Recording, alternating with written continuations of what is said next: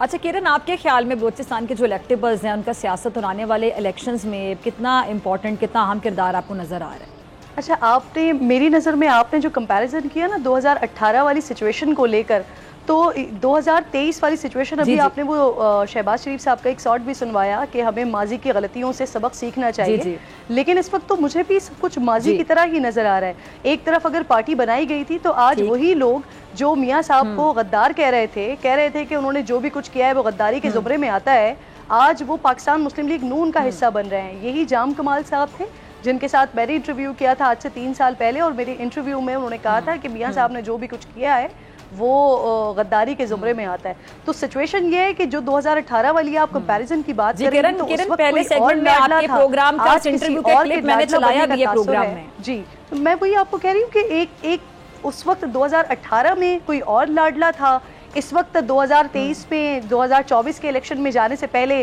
कोई किसी और को हम लाडला बनते हुए देख रहे हैं। हालांकि होना तो ये चाहिए था, बात तो शायद इस तरह से हो जाती कि जी मियाँ साहब की लेगेसी और मियाँ साहब इतने ज़बरदस्त कायदाना सलाहियतों के हामिल शख्सियत है कि वो जैसे ही पाकिस्तान आए वैसे ही उनके लिए हर तरफ रेड कारपेट दिखाई दे रहे हैं। अदालत जाते हैं वहाँ उनके लिए रेड कारपेट है। जब वो पहले आते हैं पाकिस्तान और एयरपोर्ट पर आते हैं तो उनके लिए रेड कारपेट है। रेड कारपेट पर उनके थंब प्रिंट लिए जाते हैं, रेड कारपेट पर वहीं पर ही उनके साथ सब कुछ होता है, और फिर उसके बाद वो खुरामा निकलते हैं और आकर जलसा करते हैं। हालांकि उनको इश्तिहारी करार दिया हुआ था, हालांकि वो मफरूर थे पाकिस्तान से, लेकिन जब वो आते हैं और जिस तरह से हर जगह उनके लिए रेड कार्पेट हो रहा है, तो शायद हमें ये कहना चाहिए था कि मियाँ साहब की इतनी ज़बरदस्त कायदाना सलाहियतें हैं कि बलूचिस्तान के लोग, वो लोग जो उनको गद्दार कह रहे थे और उन्होंने इनको छोड़कर बाप पार्टी बनाई थी, और जिनके बारे में मरियम साहिबा कहा करती थी कि ये बाप से पूछे बगैर कोई काम नहीं करते हैं, आज वही लोग जब मियाँ साहब के साथ शामिल हो रहे हैं, और फिर उसके बाद मियाँ साहब की ख्वाहिश ये है कि उनको जो लाडले का ताना दिया जा रहा है, जो उनके लिए ये एक मोमेंटम बन रहा है कि शायद जो 2018 में 2016,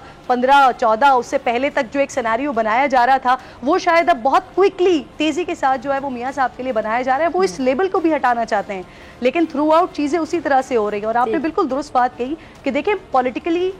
स्टेबिलिटी तो मुल्क की ज़रूरत है, दोनों चीज़ें मुल्क की ज़रूरत है, एक पॉलिटिकल स्टेबिलिटी और साथ साथ माशी स्टेबिलिटी। लेकिन प्रॉब्लम ये है कि एक तरफ तो हमारा सबका ध्यान है और वो भी इक़्तिदार के लिए ध्यान है, लेकिन जो किस तरह से मईशत को बेहतर कर रहा है उस तरफ किसी का भी ध्यान नहीं है। सेकेंडली ये कि जो बिलावल साहब, उन्होंने भी कुछ गुफ्तगू की है, वो भी पाकिस्तान महंगाई लीग का ताना मार रहे हैं। तो जनाबे वाला, यहाँ पर मुल्क में हमारे पास सिचुएशन ये है कि हर किसी को लाडला बनने का शौक़ है। आज अगर यही बलूचिस्तान के जो 30-35 लोग हैं, ये इलेक्टेबल्स हैं, ये मियाँ साहब की जमात में जाने के बजाय जिस तरह की इस्लामाबाद की फ़ज़ाओं में बातें हो रही थी कि बलूचिस्तान के कुछ इलेक्टेबल्स हैं जो पाकिस्तान पीपल्स पार्टी का हिस्सा बन जाएंगे, वो आज पाकिस्तान पीपल्स पार्टी का हिस्सा नहीं बने, तो इसलिए उनको नज़र आ रहा है कि शायद मियाँ साहब इस वक्त लाडले हो रहे हैं। यही लाडले अगर बिलावल साहब होते तो शायद उनकी ये वाली तकलीफ ना होती जो इस वक्त हमें दिखाई दे रही है। तो चारों तरफ जो खींचातानी है वो सिर्फ मैं आपकी बात से एग्री करती हूं, ये पाकिस्तान के लिए अफसोसनाक सूरत हाल है।